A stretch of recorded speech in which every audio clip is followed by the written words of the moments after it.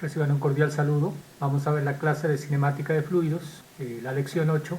En esta lección vamos a ver conceptos generales de la mecánica de fluidos, algunas definiciones básicas. Vamos a resaltar la importancia de los vectores, operadores laplacianos, método de descripción de flujos, como el método euleriano y lagrangiano. Como definición de la cinemática de fluidos, trata el movimiento de las partículas sin considerar la masa y las fuerzas que actúan sobre las mismas, con base al conocimiento de las magnitudes cinemáticas, como la velocidad, la aceleración y rotación. Vamos a ver algunas definiciones básicas dentro de la cinemática, como son las unidades de medición. En la cinemática actúan por lo general dos variables importantes, que son la longitud y el tiempo. Todas las variables que tengan esta longitud y tiempo son variables cinemáticas. Dentro de estas variables está la velocidad, la aceleración, velocidad angular y el caudal, entre otros. Recordando la definición de flujo, la mecánica de fluidos se considera como un fluido en movimiento, ya sea un gas o un líquido. También tenemos que saber qué es un escalar. Este escalar solamente está definido por la magnitud física. Entre variables que son escalares está la presión, la temperatura, el área, la longitud, la masa. Por lo general, un escalar se representa con la función phi en el espacio x, y, z. Y por otro lado está el vector, que este vector es una cantidad que tiene magnitud, dirección y sentido, a diferencia del escalar. Y las variables que se comportan como vectores son la velocidad, la aceleración y la fuerza. La magnitud se refiere al largo, el sentido es la punta de flecha y la dirección es la pendiente. Si dos vectores se pueden considerar iguales, deben cumplir que el módulo, la dirección y sentido sean iguales. Aquí observamos esta figura en la cual tenemos con el módulo o magnitud, el sentido, que puede ser positivo o negativo, y la dirección, que sería la pendiente del vector. Dentro de las operaciones que más se utilizan son el producto punto y el producto cruz. Son operaciones básicas, pero que son útiles para deducir algunas ecuaciones fundamentales de la mecánica de fluidos, que se verá más adelante. Entre dos vectores, por acá está definido con esta ecuación, donde se coloca la magnitud o el valor del vector de los dos vectores por el ángulo que los separa, ¿no? Si tenemos dos vectores, ahí ve, estos tendrán un ángulo entre ellos que puede ser este, ¿no? Si lo damos como teta, ese es el ángulo que aparece aquí como coseno de teta, ¿sí? Esta operación es importante porque más adelante siempre va a aparecer este producto punto entre dos vectores y por lo general se conoce el ángulo, ¿sí? Si se conoce el ángulo, el producto punto de dos vectores se convierte en un producto escalar, ¿sí? Que solamente es A por B, y lo cual nos ayuda pues a simplificar un poco la deducción de ecuaciones. El producto cruz simplemente es el mismo, perdona que se me fue una línea, es el mismo punto, perdón, es el mismo producto, pero por lo general se da con esta nomenclatura, ¿no? Entonces el producto cruz es n, se introduce un vector n, que por lo general n es un vector ortogonal al plano donde están los vectores AB, ¿sí?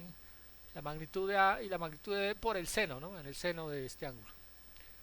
Y lo mismo también aparece más adelante este producto, el cual se puede simplificar a un escalar conociendo el ángulo que forma entre ellos, ¿sí?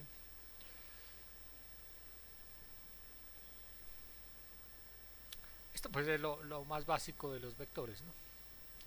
Entonces hay que devolverse y recordar un poco sobre estas operaciones de vectores. Hay otra definición que es un operador, ¿no? Aquí en cinemática se utilizan mucho los operadores, que prácticamente son símbolos matemáticos que ayudan a simplificar un poco la escritura de las ecuaciones, ¿sí? Uno de ellos es el operador Nabla, que se representa con la letra nabla, ¿no? Entonces está el operador nabla y este triángulo invertido es la letra nabla, ¿sí? Este es un vector que ahora miramos su significado, y el otro operador es el operador laplaciano, ¿sí? Este operador laplaciano es simplemente el producto punto del operador nabla, el cual es un escalar, ¿sí? Entonces el operador laplaciano es un escalar porque al ser el producto punto entre los vectores nos da un escalar.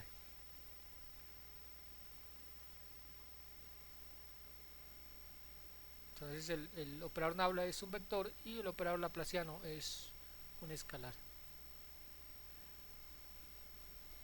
También hay que recordar las definiciones de campo, ¿no? Se maneja mucho hablar, por ejemplo, campo de temperaturas, campo de velocidades, campo de fuerzas. Porque los campos son, digamos, regiones en el espacio donde puede actuar unos vectores o unos valores de ciertas magnitudes, ¿no? Entonces, por ejemplo, hay campo escalar que puede ser, por ejemplo, el campo de temperaturas en una región del espacio, el campo vectorial que puede ser el campo de velocidades, está, por ejemplo, el campo potencial, y otro concepto es el flujo de campo vectorial, ¿no? Por ejemplo, este flujo de campo vectorial aparece en varias deducciones de ecuaciones y por lo general se representa con la integral cerrada de una superficie, ¿sí? Entonces, si recuerdan del cálculo integral, aquí utilizamos, por ejemplo, esta integral que es una integral cerrada de superficie del vector velocidad por el vector área, ¿sí?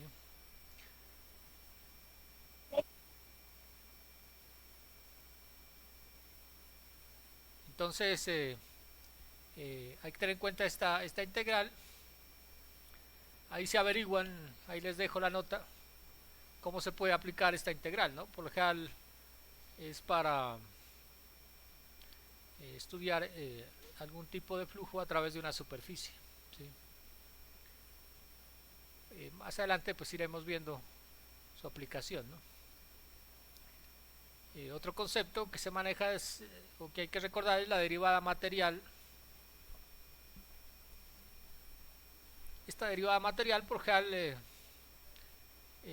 sucede cuando se quiere cuando se quiere estudiar la rapidez de una cantidad con respecto al tiempo, o sea, cómo cambia una función con respecto al tiempo o una propiedad con respecto al tiempo. Es lo que se conoce como derivada material, ¿sí? O sea, hay derivada material de posición, derivada material de la velocidad, y por lo general se denota con este símbolo de t o en mayúscula, ¿sí? Entonces, la derivada material es el cambio de una función con respecto al tiempo, ¿sí? O de una propiedad con respecto al tiempo. Por general se denomina también derivada total, derivada de partícula, derivada lagrangiana, euleriana o sustancial, ¿sí? La derivada sustancial o derivada material.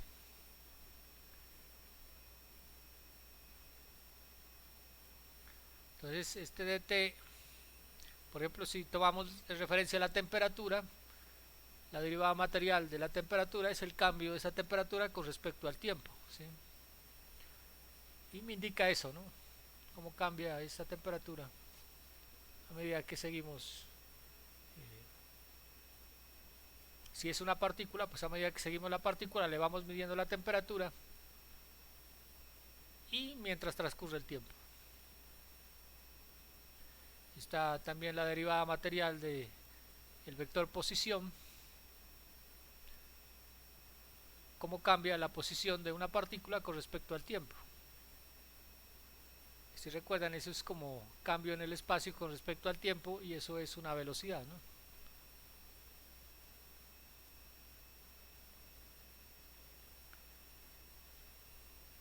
Bueno, estos son conceptos generales que los vamos a ir mirando a medida que avancemos, ¿sí? Aquí vamos a mirar algunos vectores importantes que se utilizan en las operaciones en esta unidad, que son tenemos vector unitario,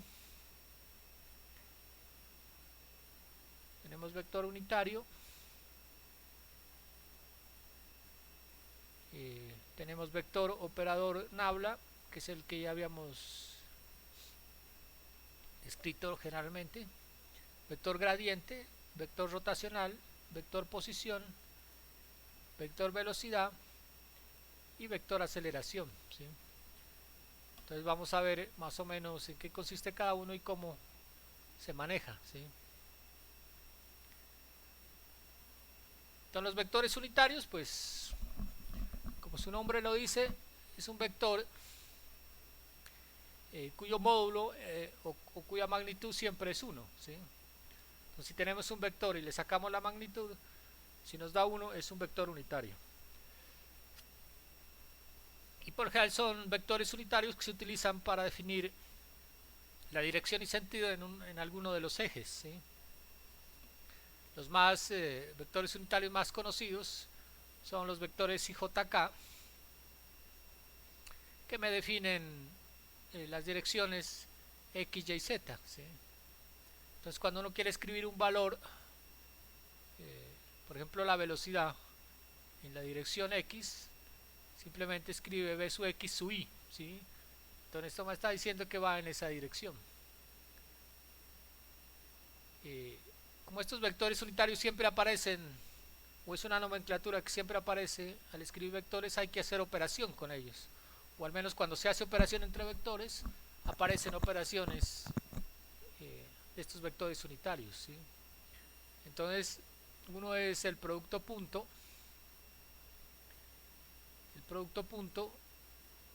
de estos vectores, ¿sí? Entonces cuando multiplicamos un vector i por el mismo, siempre es 1, ¿sí? Lo mismo que el j por j y el k por k, ¿sí? Entonces el producto punto entre dos vectores iguales siempre nos da 1. Y el producto punto entre dos vectores unitarios diferentes, como ij, j por k, k por i, es igual a 0, ¿sí? Entonces esto es importante porque siempre se presentan operaciones con vectores. Y también hay que hacer productos cruz, ¿sí? Entonces producto cruz de dos vectores unitarios hay que tener en cuenta cómo es el resultado. Entonces si multiplicamos digamos este vector i por j, entonces el producto cruz es el tercer vector, ¿sí? I por k es el otro vector y k por i es el otro vector, ¿sí? En este producto cruz se tiene en cuenta el orden cómo se multiplica, ¿no? O sea, no es lo mismo multiplicar i por j que j por i. El i por j es positivo y por el j por i es al contrario, ¿sí? De hecho iría con un signo al contrario. Otro vector unitario que se utiliza, siempre aparece cuando uno estudia ecuaciones, es este vector n, ¿no? Que puede ser otro, pero en este caso lo nombramos con la letra n, y por lo general nos sirve para denotar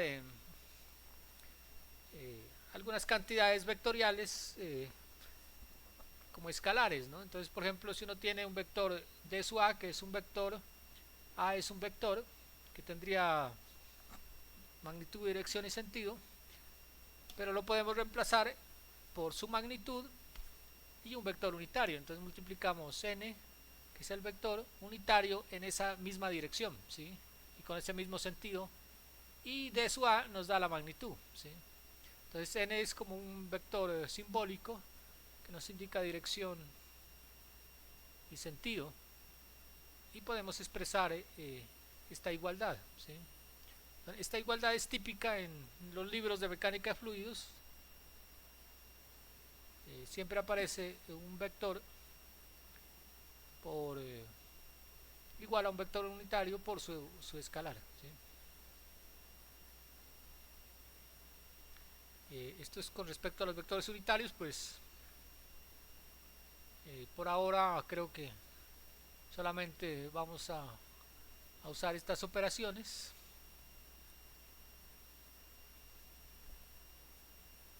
Por otro lado tenemos el vector operador nabla. Este operador es prácticamente un vector simbólico, ¿no? Como un símbolo matemático, pero que nos ayuda a la escritura de ecuaciones, ¿sí? Cuando hablamos del operador nabla, si uno ya lo conoce, sabe que hay derivadas parciales incluidas. Entonces, si se tiene, por ejemplo, estos símbolos, derivada parcial con respecto a x, derivada parcial con respecto a y, derivada parcial con respecto a z, el operador nabla utiliza estos símbolos para construir para construir un vector, ¿no? Entonces el operador nabla está definido como un vector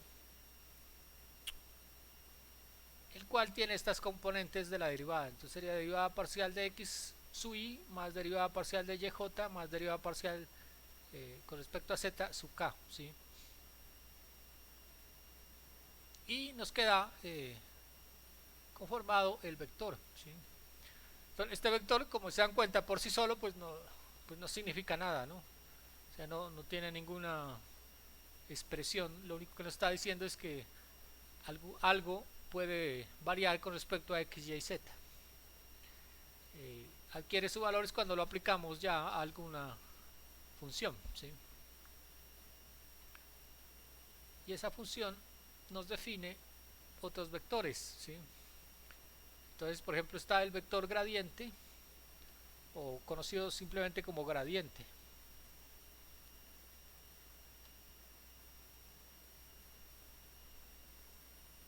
Entonces, el gradiente, por ejemplo, es aplicar el operador nabla con producto punto a una función determinada, ¿sí? Entonces sabemos que la función pues puede variar en el espacio, ¿no? X, y, z, por ejemplo. Y la característica es que esa función debe ser un escalar, ¿sí? Entonces aquí ya introducimos el concepto de escalar, ¿sí? Entonces recuerden que hemos dicho que escalar puede ser, por ejemplo, la temperatura, ¿sí? Entonces con esta simple operación podemos determinar una ecuación de cómo varía la temperatura en función de x, y, z. O puede ser pues otra función escalar, ¿sí? O sea, aquí tenemos nuestro operador nabla por un escalar. Entonces recuerden que la operación de un vector por un escalar pues es el escalar por cada una de las componentes, ¿sí?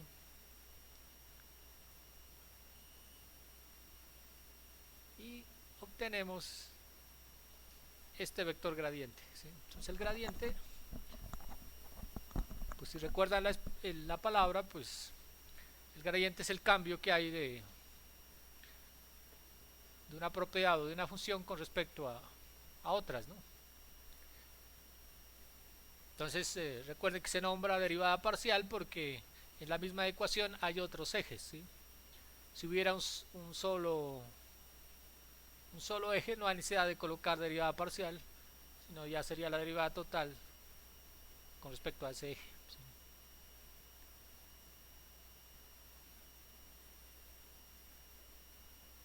Este de phi de x hay otra nomenclatura, pues que lo podemos dar como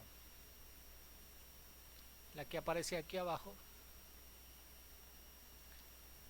que es otra nomenclatura, ¿no?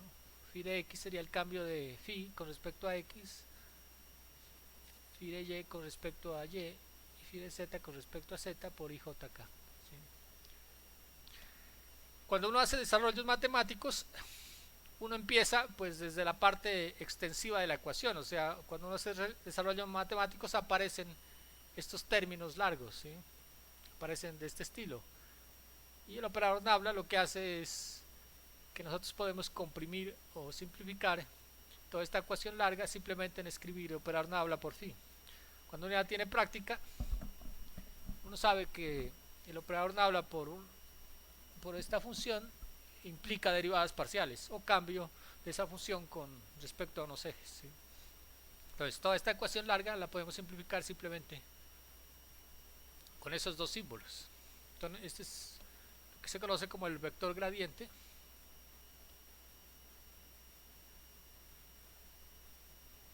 Por ejemplo, este gradiente nos sirve para definir lo que es un campo potencial, ¿no? Si nosotros tenemos una función cuyo gradiente da igual al vector velocidad, decimos que existe un campo potencial, ¿no? Entonces, si a ustedes les dan una función y les piden comprobar si hay algún campo potencial, le aplican el operador Nabla a la función. Si este resultado es el vector velocidad, entonces existe un campo potencial, ¿sí? El otro es el vector rotacional. Este es algo un poco parecido, pero es el producto cruz, ¿sí? Entonces, y es el producto cruz pues entre dos vectores, ¿no? Entonces, si le aplicamos el vector rotacional a un vector, en este caso lo he llamado vector A, si le aplicamos el operador Nabla al vector A en producto cruz, es lo que se produce o lo que se llama rotacional, ¿sí? El rotacional de un vector. Esto, como es un poco más complejo, no es fácil memorizar, pero uno puede establecer un determinante, ¿no? Entonces uno hace un arreglo para acordarse de esta forma, que es un determinante.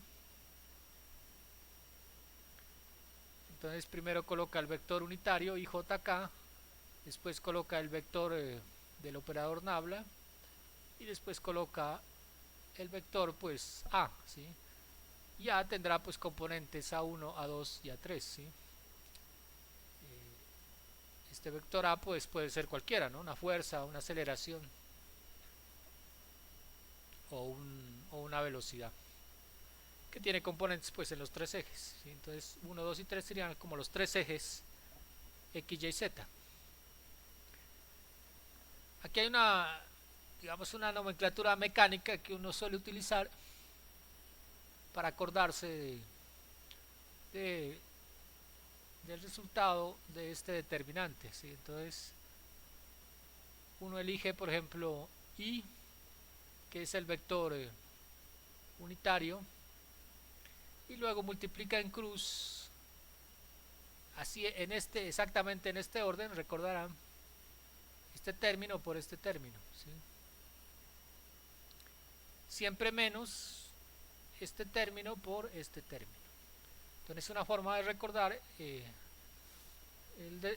resultado del determinante. Entonces me quedaría derivada de A sub 3 por dy, que es este de acá, ¿sí? Que es este que aparece aquí. Luego me quedaría derivada de A sub 2 con respecto a z, que sería este, ¿sí?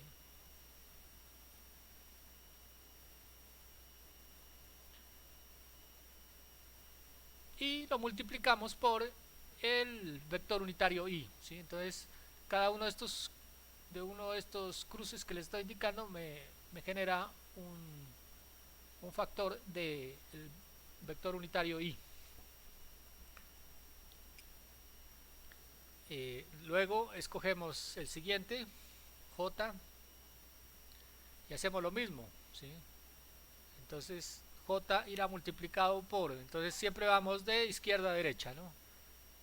esta derivada por este valor y esta derivada por este valor, ¿sí? Entonces tenemos derivada de a sub 3 por dx menos derivada de a sub 1 por dz, ¿sí?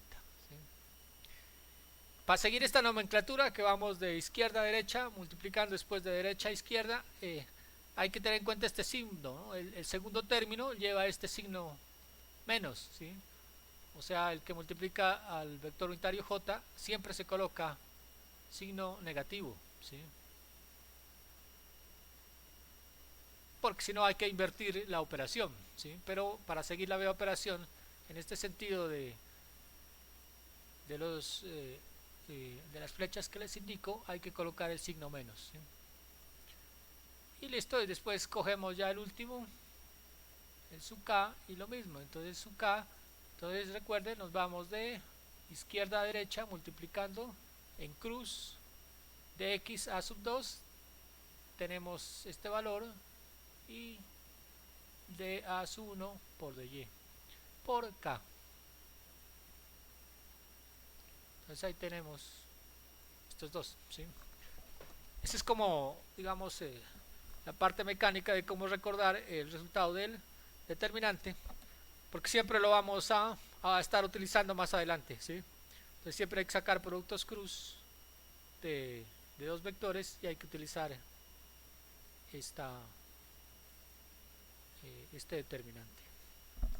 ¿Y para qué nos sirve este rotacional? Como veremos en la próxima clase, sirve para clasificar flujos, ¿sí? Entonces se puede clasificar un flujo como irrotacional si todo este rotacional de este vector A es igual a 0. Entonces si hacemos la operación y nos da 0, entonces decimos que es flujo irrotacional, y si nos da diferente de 0 decimos que es rotacional o colineal, ¿sí? Entonces acordarse de estas palabras porque hay algunos problemas que piden demostrar si dos vectores son colineales, ¿sí? Entonces si dos vectores son colineales, el producto cruz de esos vectores debe ser diferente de 0. Tenemos por otro lado otro concepto que es la divergencia. Esta divergencia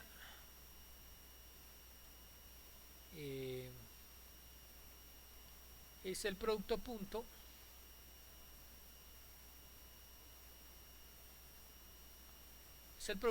entre los vectores, ¿sí?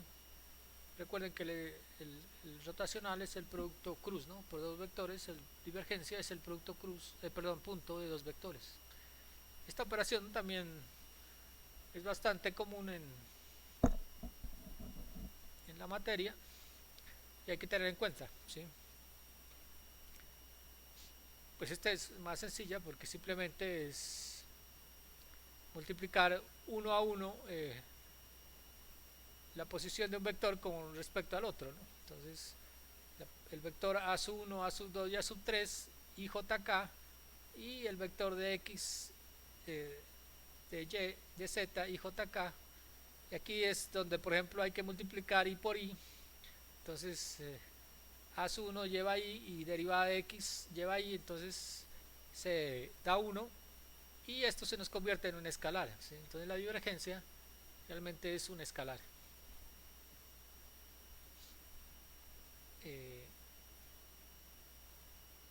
También los problemas suelen preguntar que verifique si el vector es selenoidal, ¿sí? Si es selenoidal, sacamos el producto punto, y si es igual a 0, es selenoidal, ¿sí? Entonces, por ejemplo, nos dan un vector y piden demostrar o verificar si es selenoidal o si su producto punto es 0. Bueno, aquí esto debería ser vector, ¿no? Vamos a copiar. Una vez corrijámosle aquí.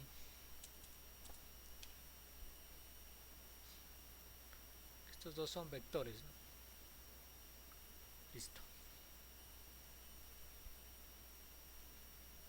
Estos que hemos visto pues son conceptos generales que pues, se deben saber para poder desarrollar más adelante pues algunas ecuaciones, ¿no? Entonces tenemos ahora algo que se llama el vector posición. Entonces el vector posición en fluidos prácticamente es como digamos la posición que ocupa una partícula de fluido en un determinado espacio, ¿sí? Y se la puede relacionar con el tiempo. Entonces, como una partícula se mueve en función del tiempo, el vector posición pues también debe moverse en función del tiempo. Entonces la idea es que si partimos que en un tiempo t, digamos que en un tiempo t, pues una partícula de fluido estará en una posición determinada, ¿no? Digamos que una posición x, ¿sí?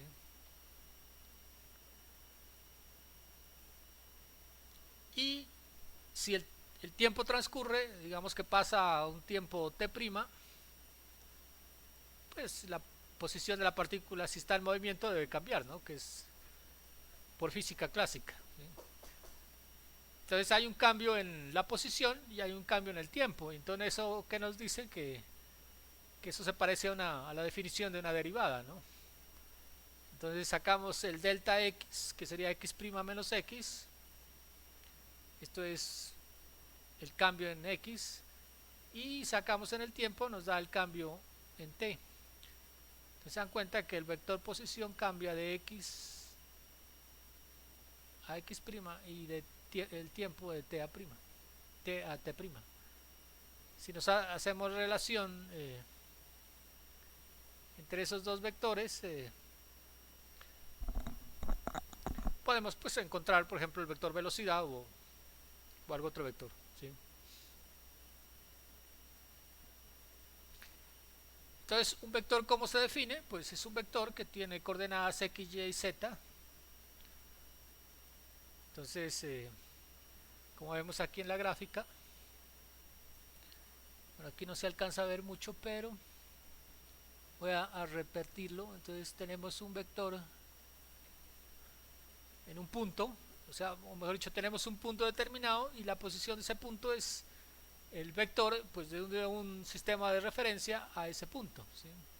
Entonces, ese es lo que llamamos vector R y tiene componentes en x, y, y z, y su dirección y su sentido está definido por el vector unitario y jk, ¿sí?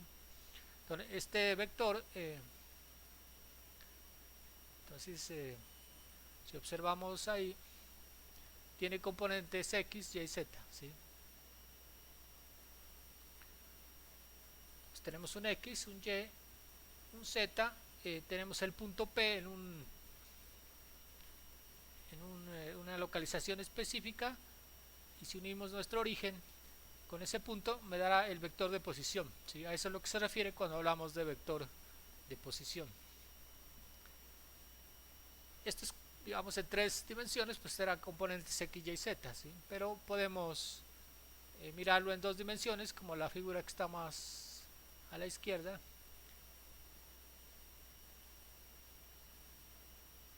Y si unimos el centro con el punto que estamos estudiando, me da un vector de posición, ¿sí? Este vector R, ¿sí? Que tiene componentes en este caso solamente x sub y sub j, ¿sí? Porque está en dos dimensiones. Entonces esa es como la definición de vector posición. Simplemente es un vector que me determina la posición de una partícula en el espacio. Vamos a ver el vector velocidad. El vector velocidad está dado pues por la definición de velocidad, ¿no?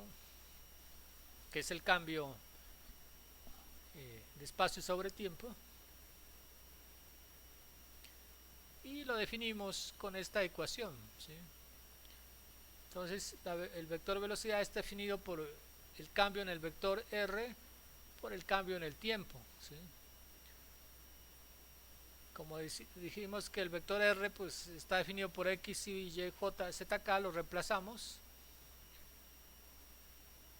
Resolvemos esta diferencial, que sería derivada de sub t por x sub y, me da este valor, ¿no? Derivada de sub t por de y sub j me da este valor, y derivada de z con respecto a t sub k me da este, ¿sí? Entonces, miren, lo interesante aquí es que el vector total de velocidad se nos descompone en tres componentes: de x de t, de y de t y de z de t, y cada una de estas relaciones en cada uno de los ejes es una velocidad, ¿no? Entonces de x de t pues es una velocidad, pero quiere decir que es una velocidad solamente en ese eje x, ¿sí? De y de t lo mismo en el eje y, y de z de t en el eje z, o sea que esta de x de t es una velocidad en x, ¿sí? Que es lo que tenemos acá, ¿sí? Entonces este término me da una velocidad en x, este término me da velocidad en y y este en z, lo cual demostramos que el vector velocidad está compuesto por tres componentes: bx sub y, by, j y bzk, ¿sí? Obviamente cada una de x, y y z pues también puede variar en el tiempo, ¿no? No son constantes en el tiempo. Entonces los valores de x también dependen del tiempo, y toda la función dependería de x, y, z y del tiempo, porque la velocidad pues puede variar en el tiempo. Entonces, eso es como el vector velocidad. Y la magnitud, entonces recuerden que la magnitud de un vector está definida por la raíz cuadrada de la suma de sus cuadrados de las componentes, ¿no? En este caso bx al cuadrado, by al cuadrado y bz al cuadrado. Entonces miren cómo se transforma esta magnitud que es un vector en un escalar, porque i por i es 1, j por j es 1 y k por k es 1. Entonces estos se van los vectores unitarios y nos queda un escalar o un valor, ¿no? Un valor. Y de ahí pasamos, conociendo el vector velocidad, podemos pasar al vector aceleración. Este vector aceleración es algo muy similar, entonces partimos de la definición de aceleración, que es el cambio de la velocidad con respecto al tiempo.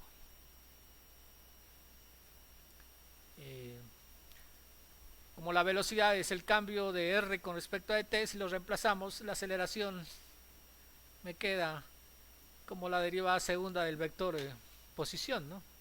Con respecto al tiempo. Si reemplazamos el vector posición, obtenemos la derivada segunda en cada uno de estos ejes, ¿no? En x, y y z. Y parecido a la velocidad, encontramos que cada uno de esos vectores, este me genera esta derivada segunda de x sub y me genera una aceleración en x, ¿sí? Esta derivada segunda de y sub y me genera una aceleración en y este me genera una aceleración en z. Entonces esta derivada del vector posición, derivada segunda, se nos convierte en aceleración, ¿sí? Y por lo tanto demostramos también que la aceleración, esta aceleración está compuesta de estas tres componentes en el espacio, ¿sí? Similar a la velocidad, esas componentes x, y, z también dependen del tiempo, y la aceleración depende del tiempo,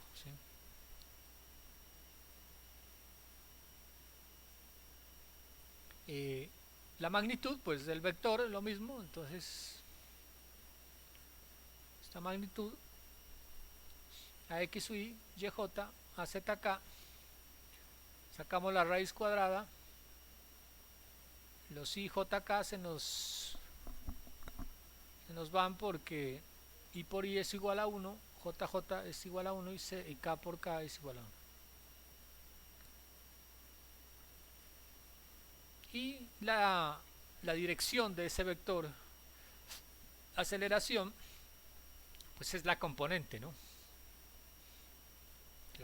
Perdón, la relación de componentes si vamos a mirar la dirección en el plano yx, prácticamente nos da la tangente, ¿no? Que esto es como tener, si tenemos un vector de aceleración,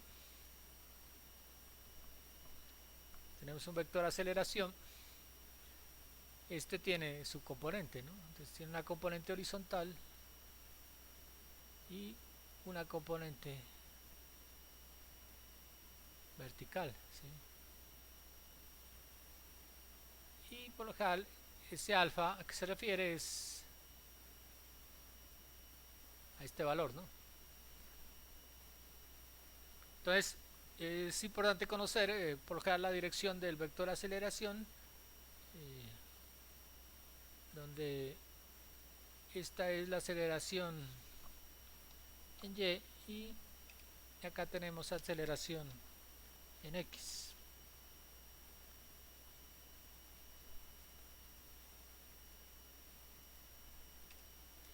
Aceleración x. Entonces con esto podemos calcular dicho valor. Por ejemplo, la mayoría de los textos nos dan este vector velocidad. Y por lo general nos suelen pedir que a partir de este vector velocidad deduzcamos el vector aceleración. El problema es que no lo saben pedir en función de el espacio y el tiempo, ¿sí? Entonces cuando nos lo piden en función del espacio y el tiempo, lo que hacemos es partir de la derivada. Entonces nos piden es hallar por lo general estas componentes de la aceleración, ¿sí? Esta componente local, toda aceleración tiene una componente local que es la que varía con el tiempo, y esta componente convectiva que es la que varía con el espacio. Recuerden que la palabra convección traduce como traslado, ¿no? O como cambio de posición en el tiempo, perdón, en el espacio. Es como trasladar algo, ¿sí? Por ejemplo, cuando las nubes se mueven por convección, es porque hay una corriente de aire que las está moviendo, digamos, en un plano horizontal de un sitio a otro. Entonces convección es como traslado, ¿no?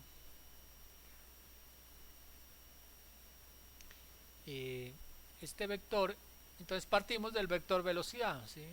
En su forma de diferencial total. Entonces por definición, el diferencial total de una función que depende de x y y está dada como dv de x con respecto a una longitud de x, dv de y con respecto a x, dv de z y la componente del tiempo, ¿sí? Entonces, para hacer nuestra demostración de que la aceleración depende del tiempo y del espacio, dividimos la anterior ecuación por dt. Entonces lo dividimos por dt, toda la ecuación. Entonces recuerden que si dividimos todo por dt, pues no se altera la ecuación, ¿no? Se iguala. Y si miran estos términos, de x dt, de y dt y de z dt son las componentes escalares, digamos, de la velocidad en cada uno de los ejes, ¿no? Entonces, esas son en la siguiente ecuación bx, by y bz, ¿sí? Entonces tendríamos que el cambio de la velocidad de x con respecto al tiempo está compuesta por su componente x por la derivada de esa componente en x, ¿sí? b sub y por la componente en x de y bz por bx de z. Y al final, como bx de t, aquí se fue este de t, entonces queda solamente la derivada parcial de bx de t, ¿sí? Pero se dan cuenta que al dividirlo por dt, esta velocidad en x de t es una aceleración, ¿sí? Entonces es como tener la aceleración en la dirección x, que es igual a esta derivada total, ¿sí? O sea, este procedimiento lo podemos hacer, ahí si quieren lo repasan en sus apuntes para que miren cómo se hace. Lo pueden hacer para y y z y deben llegar a esta misma ecuación, ¿sí? Deben llegar a algo parecido a esta. Entonces lo hacemos en y y z y obtenemos estas dos ecuaciones, ¿sí? Que se dan cuenta, cada una son aceleraciones en el eje y y aceleración en el eje z. Entonces, como nosotros sabemos que la aceleración total, ya me hemos dicho que está compuesta por las tres componentes de aceleración, x, y, z. Este ax pues es este valor, ¿no? Ax es este valor, ay es este y bz es este de acá. Entonces son tres componentes. Lo que hacemos es reemplazamos esas ecuaciones aquí, ¿sí? Y obtenemos una superecuación bastante larga de la aceleración, ¿sí? Entonces sería la aceleración en x, y, z, ¿sí? Y en el tiempo. De esta ecuación lo que nos interesa es separar las componentes que varían en el espacio y las componentes que varían en el tiempo, ¿sí? Entonces aquí si eliminamos paréntesis, entonces multiplicamos estos vectores unitarios y jk los introducimos dentro de la ecuación, obtenemos esta ecuación de acá. Entonces aquí ya está multiplicada por cada uno de los vectores. Si hacemos este arreglo así como está esa ecuación, observamos que en las columnas, por ejemplo en esta columna, hay un factor común, ¿no? Que el factor común es b sub x, o sea, es b sub x y la derivada con respecto a x. Se dan cuenta que se repite, ¿sí? Entonces se repite ahí y la podemos factorizar. En la segunda columna también b sub y se repite y d sub y. En la tercera b sub z y d sub z, y en la cuarta se repite derivada con respecto al tiempo, ¿sí? Si nosotros hacemos el ejercicio, podemos factorizar eso y simplemente llegamos a esta ecuación. Entonces p sub x por derivada de sub x la factorizamos y nos queda b sub x sub y, by sub j y b sub z sub k, que son estos términos, ¿sí? Esto es para que no se van a confundir estos términos. Bx sub y, by sub j son estos de acá, ¿sí? Son estos de acá, ¿sí? Entonces ahí podemos factorizar y se dan cuenta que pues, lo podemos hacer en las tres columnas y podemos obtener perdón, aquí estos grupos de velocidad, ¿sí? Pero se dan cuenta que son idénticos, ¿sí? Bx sub y, byj y bzk. ¿Y qué era eso? Pues es el vector total de velocidad, ¿sí?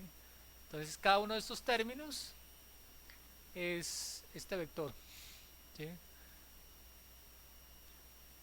Es este vector b, que ya lo habíamos visto por definición en el vector velocidad. Una vez para simplificar esta ecuación, pues simplemente estos tres términos los sustituimos por b,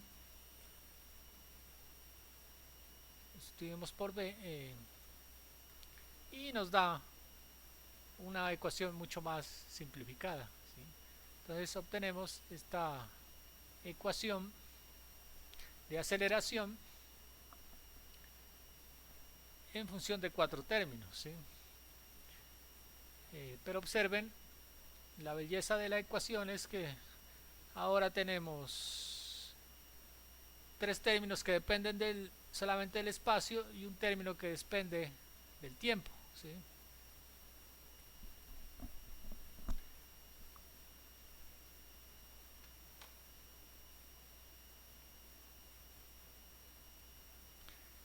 Esto, si ustedes reemplazan las unidades, este término reemplazan las unidades de velocidad en metros por segundo y x en metros, les da una unidad de aceleración, ¿no? Metro segundo cuadrado. Porque v por v es metros cuadrados sobre segundo cuadrado, pero si lo dividimos sobre metro me daría metro segundo cuadrado, ¿sí? Y el cambio de la velocidad con el tiempo también es unidades de aceleración, que es metro segundo sobre metro, me daría metro segundo cuadrado.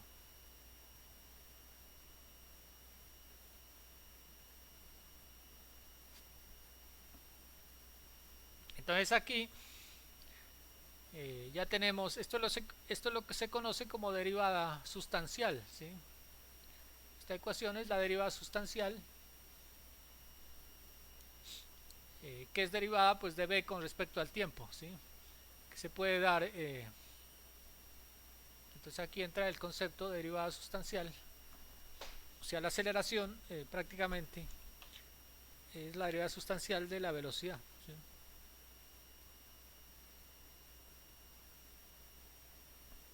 Estos términos que aparecen aquí, si los separamos, entonces separamos los del espacio y el tiempo, entonces me generan dos, ¿sí? Entonces tenemos aceleración y aquí tenemos lo que se llama aceleración convectiva, que son los términos del espacio, y aceleración local, que varía con el tiempo, ¿sí?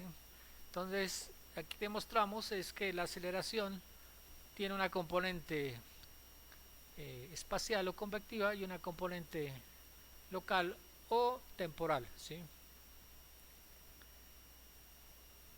Miren todo este procedimiento que hicimos tan largo de estas ecuaciones. Si nosotros manejáramos la convención del operador Nabla, miren toda esta ecuación larga la podemos reemplazar simplemente por esta operación, ¿sí? Se dan cuenta que esta operación es el operador Nabla por b, me da las derivadas de b con respecto a x, y y z, ¿sí?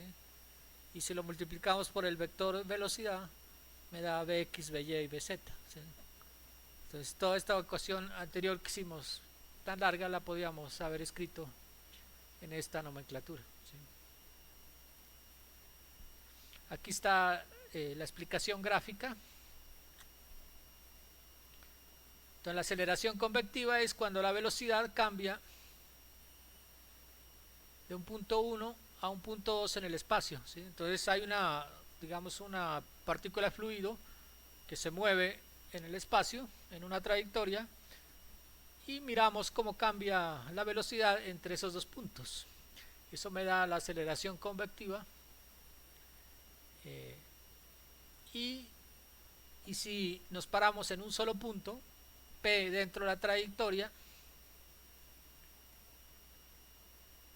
y aquí ya no nos desplazamos, ¿no? Aquí cogemos un solo punto y miramos cómo cambia la velocidad en el tiempo. Entonces medimos la velocidad y unos segundos después medimos otra vez la velocidad y seguramente nos ha cambiado. Entonces quiere decir que el fluido se ha acelerado. En ese mismo punto el fluido se ha acelerado en un incremento de tiempo. Entonces si lo medimos en un tiempo t1 y t2, la velocidad habrá cambiado y el fluido se habrá acelerado, ¿sí? Entonces aquí se acelera por tiempo y en la convectiva se acelera por cambio de posición, ¿sí? Para aplicar esto hay ejemplos típicos, es como este que nos dan la velocidad, ¿sí? Entonces dice ejemplo, dado un campo de velocidades, nos dan velocidad, entonces se dan cuenta que todo lo que acompaña ahí es la velocidad en x, este sería velocidad en y, y este 25 sería la velocidad en z, ¿sí? Entonces esto tendríamos v sub x, tendríamos v sub y este sería nuestro v sub z, nuestro v sub z, ¿sí? Entonces nos dan un vector velocidad que varía en x, y, z y tiempo, ¿sí? Por eso aparecen las variables x, y, z y t, ¿sí?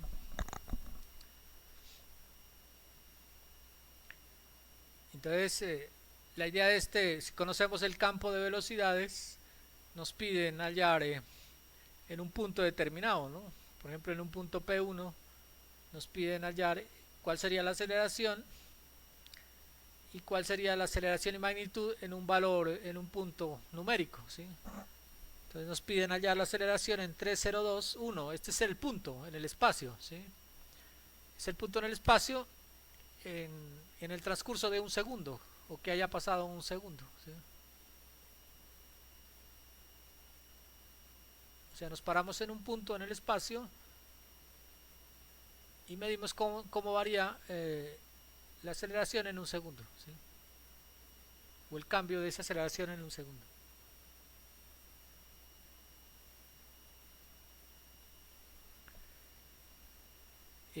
Este ejemplo está resuelto al final de esta guía, ¿no? La idea es que lo repasen, y si tienen alguna duda,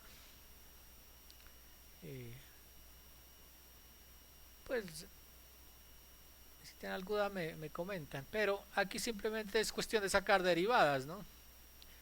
Entonces lo que hacen ustedes es reemplazarlo en esta ecuación. Entonces miren, tienen que sacar la derivada de todo el vector velocidad con respecto a x, todo el vector velocidad con respecto a y la derivada con respecto a z y con respecto al tiempo. B sub x, B sub y y B sub z son las velocidades originales del problema, ¿sí? Que estábamos viendo. Entonces derivan toda esta ecuación con respecto a x, y, z y con respecto al tiempo y lo reemplazan en la ecuación. Y eso me da el vector x, y, z, t. Luego ya tienen una ecuación de aceleración en función de x, y, z, t, reemplazan los valores, ¿no? 3, 0, 2, 1 y lo tienen. Y ahí ya tienen la solución. La dirección, recuerden que hay que primero sacan la magnitud, que es aplicando la ecuación de magnitud que ya habíamos visto, y sacan la dirección como ya habíamos visto.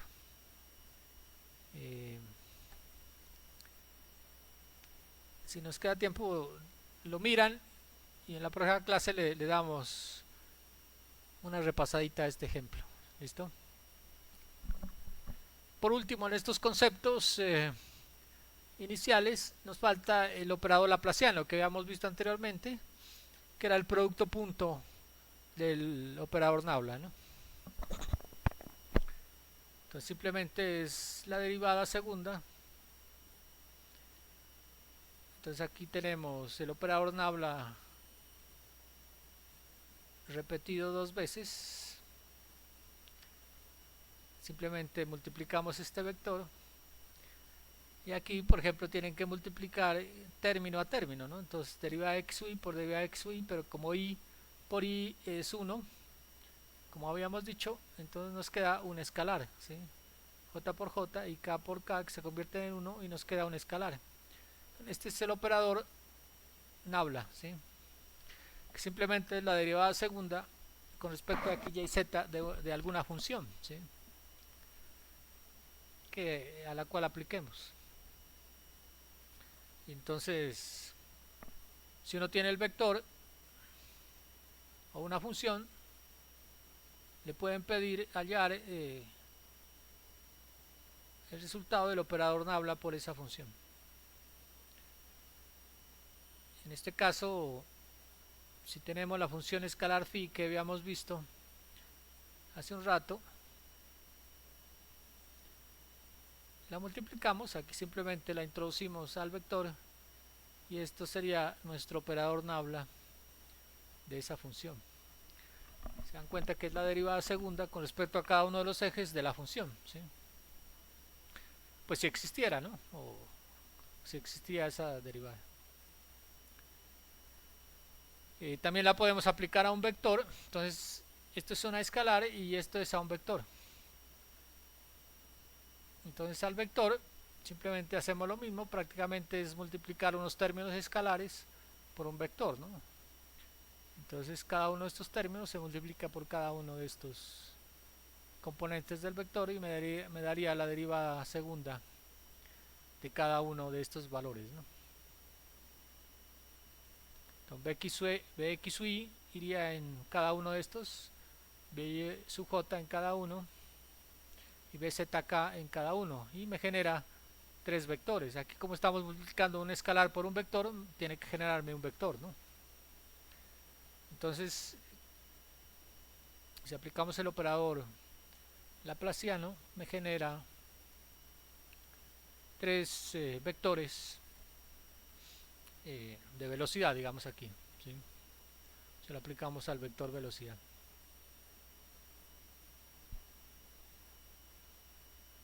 Esto pues es, para grabárselo es mejor coger en el papel con lápiz y volver a hacer el ejemplo, entonces uno sabe qué es lo que está derivando, ¿sí? Como cada una de estas componentes bx, y y bz es la velocidad, podemos reorganizar y tener que es la derivada segunda de bx, derivada segunda de by y derivada segunda de b sub z, ¿sí? Que nos simplifica.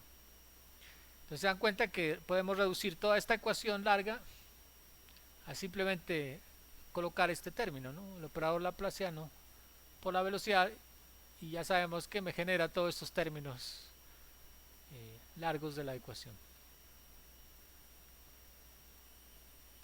Aquí les voy a dar un concepto de unos métodos que existen para describir los flujos, ¿no? En términos generales, por lo general hay dos métodos, que son el método de Lagrange y método de Euler, que nos sirven para describir los flujos, y a partir de ese concepto podemos generar pues las ecuaciones para unas determinadas variables, ¿sí?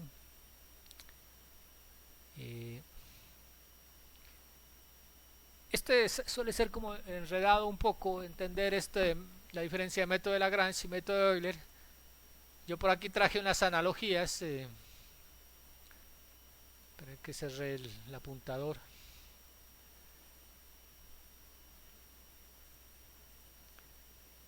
Yo traje por aquí esto se llama analogía. Una analogía es comparar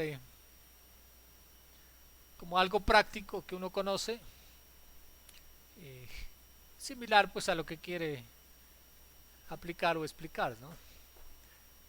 Entonces, para explicar, hay un ejemplo clásico que es cuando se hace control de tránsito en una vía, ¿sí? Entonces el policía de tránsito lo que quiere medir es, por ejemplo, que el automóvil no sobrepase la velocidad máxima. Entonces, digamos que pasa un automóvil, pero entonces el policía pues tiene que medir o saber si ese automóvil lleva velocidad máxima, ¿sí? Una posibilidad es que el policía coja la moto y se vaya detrás del auto para chequear qué velocidad tiene. Entonces, si va a la misma velocidad, pues puede chequear la velocidad del automóvil con la velocidad de la moto. Entonces, eso es lo que se llama seguir seguir la trayectoria. Entonces él sigue el vehículo, ¿sí? Pero si no tiene moto, entonces no lo puede seguir. Entonces, cuando uno dice seguir en la partícula, es lo que se conoce como el método de Lagrange, ¿sí? Entonces, para estudiar una partícula de fluido, uno la sigue la partícula y le va midiendo sus propiedades, la velocidad, la posición. Pero si el policía no tiene moto, no puede seguirla y tiene que quedarse en el sitio, ¿sí? Entonces el otro control que puede hacer el policía es que se para en la carretera fijo y va mirando la velocidad de los vehículos que pasan por ese punto fijo, ¿sí? Entonces el policía no se traslada, sino que más bien los autos pasan por un punto de control o un punto fijo y les mide su velocidad, y ahí puede saber pues si la velocidad ha sobrepasado el máximo o tiene alguna infracción. Eso es lo que se conoce como descripción euleriana, ¿sí? Entonces la descripción euleriana es medir las propiedades de una partícula que se mueve pero en un punto en el espacio, ¿sí? Entonces todas las partículas que pasan por ese punto yo les puedo medir las propiedades y no necesito seguirla, ¿sí? Entonces lo que pase antes o después no me interesa, porque me interesa el punto de donde está localizada la partícula. Otro ejemplo que traje aquí, que es un poco más gráfico, es cuando uno observa una carrera de automovilismo, ¿no? De Fórmula 1, por ejemplo. Entonces el modelo lagrangiano equivale a colocar una cámara o una instrumentación dentro del vehículo, ¿sí?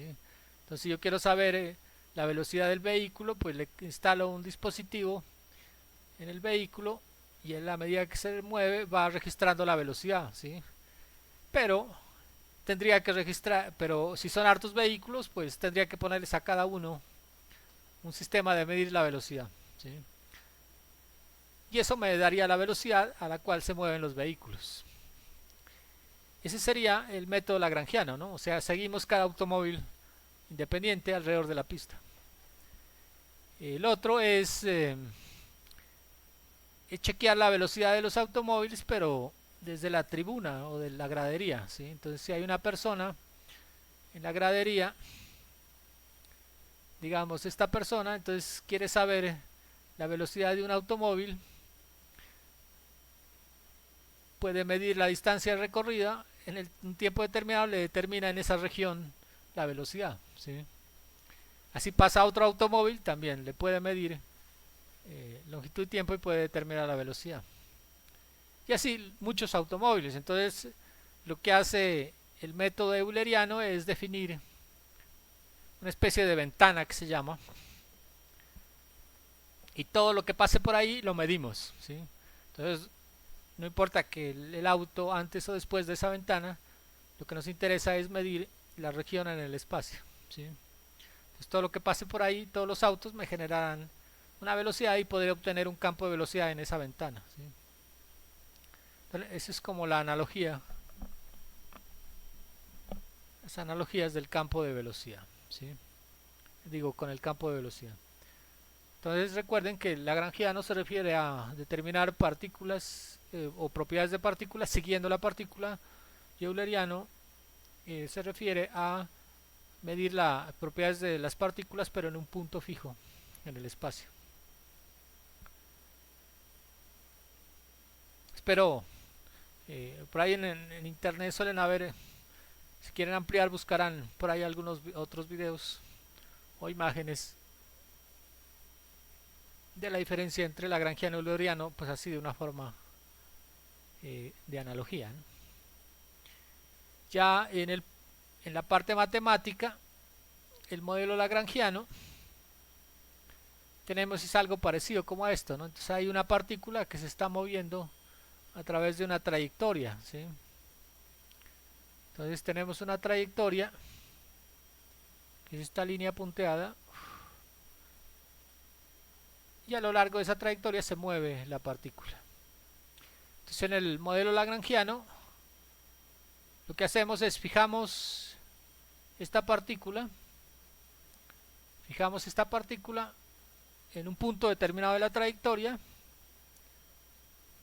y a partir de ahí, a partir de ese punto, empezamos a mirar cómo se desplaza en función del tiempo. Entonces este punto inicial está determinado por el vector r sub 0 y tiene dimensiones locales ABC, ¿sí?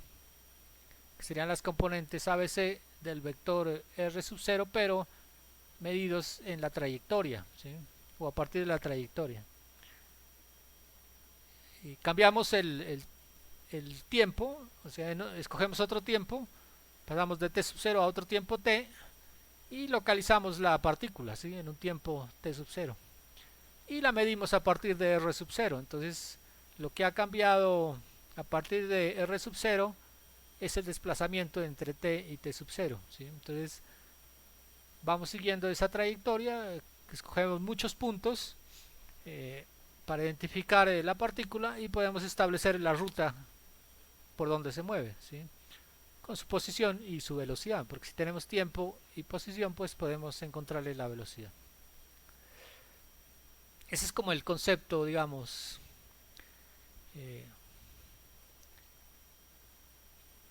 del vector R. Entonces el vector R depende de las posiciones locales, ¿no? A, B, C, a partir de R sub 0. A diferencia de el vector en el lagrangiano que habíamos visto anteriormente, perdón, en el euleriano, que depende de x, y, z, ¿sí? O sea, dependía de las coordenadas generales. Obviamente, pues uno puede hacer la transformación, ¿no? De coordenadas locales ABC a coordenadas generales x, y, z, porque x, y, z es posible que también dependan de ABC. Y en el euleriano, el concepto de trayectoria es que seleccionamos una región o una ventana o un punto, y entonces aquí no seguimos las partículas, sino le determinamos las partículas, mejor dicho, a todas las partículas le determinamos sus características de tal forma que las que pasen por ahí les podemos obtener sus propiedades, ¿sí? Entonces una partícula que pasa en los puntos determinados le determinamos su velocidad dentro de esa ventana y desconocemos lo que pasa por fuera de la ventana, ¿sí? Estos métodos, el método lagrangiano prácticamente en mecánica de fluidos no lo usamos mucho porque tiene sus complicaciones. Imagínense caracterizar un flujo o determinar la velocidad de un flujo. Eso hay miles y millones, miles de millones de partículas que se mueven dentro del fluido, entonces nos tocaría seguirlas a todas, a cada uno, para ver cómo es su velocidad, que sería casi imposible. Entonces este método lagrangiano lo utilizan en mecánica de suelos para estudiar deformación de sólidos y por lo general trayectorias cortas, pues, de las partículas, ¿no? Entonces es propio para estudiar sólidos, y en adelante vamos a estudiar nosotros es el método, o vamos a tomar el método euleriano, que definimos una región en el espacio, definimos unas coordenadas x, y, z, y a partir de x, y, z determinamos la posición y las otras propiedades de las partículas, ¿sí? Entonces la idea del método euleriano es que se estudia como la región, ¿sí? o una región del espacio.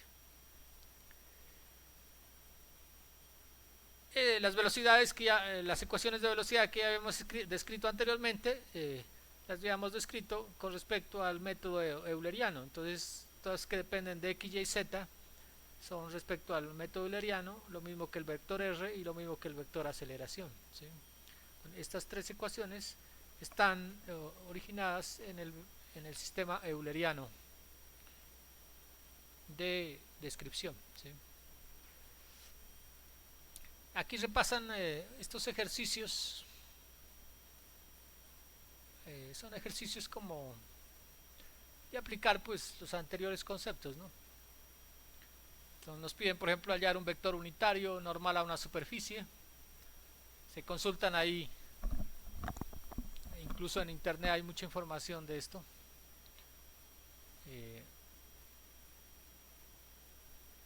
Hay otro tipo de ecuación, de ejercicio. Por ejemplo, este nos pide hallar una constante A, esta constante A, de tal forma que el valor de A nos convierte el vector velocidad en un vector selenoidal, ¿no? Entonces recuerden que por allá arriba estaba definido que era un vector selenoidal.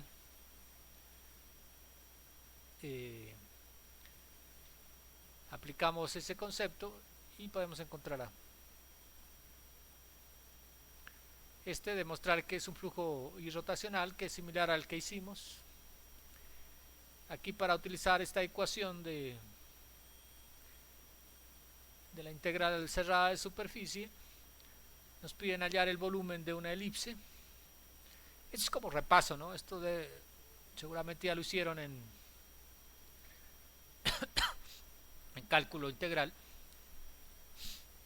o en cálculo de varias variables,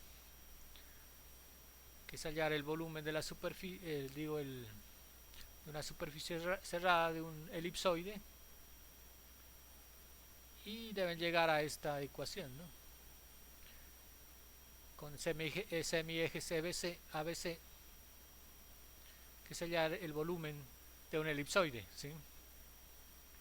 Que prácticamente es una elipse en rotación, forma un elipsoide.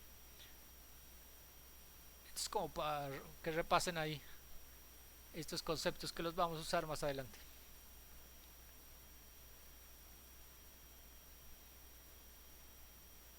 Bueno, ahí hay otros ejemplos, otros ejercicios propuestos como del mismo estilo, ¿no?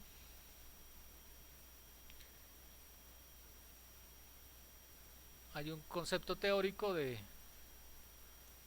por ejemplo, el 8.7, lo leen bien, es un concepto teórico, es mirar si el método que estaban midiendo en el ejemplo corresponde a una descripción euleriana o lagrangiana, ¿no? Y después vamos mirando las respuestas. Listo, chicos, entonces dejamos ahí.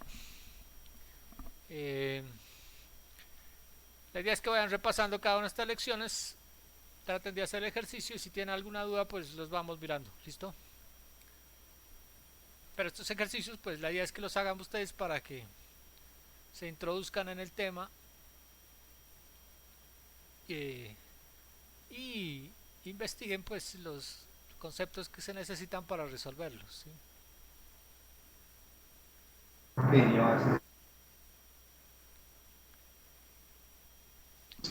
Profe, qué pena, por favor, puede, no se olvide de poner las opciones en el grupo para tenerlas en cuenta, por favor.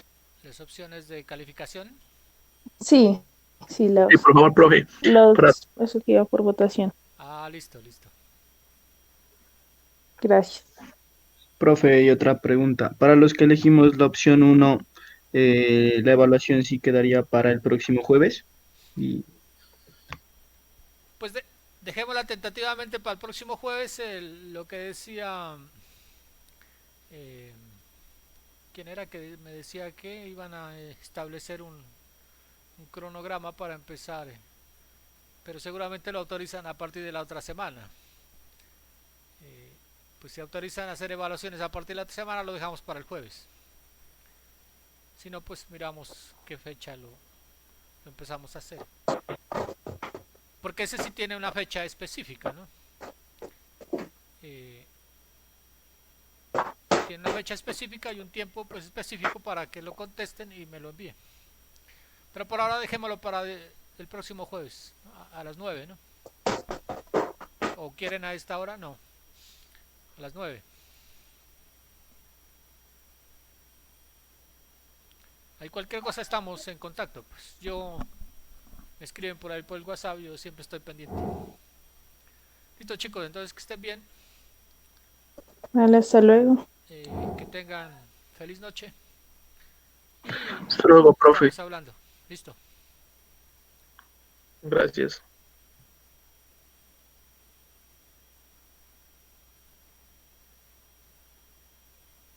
Chao. Hasta luego.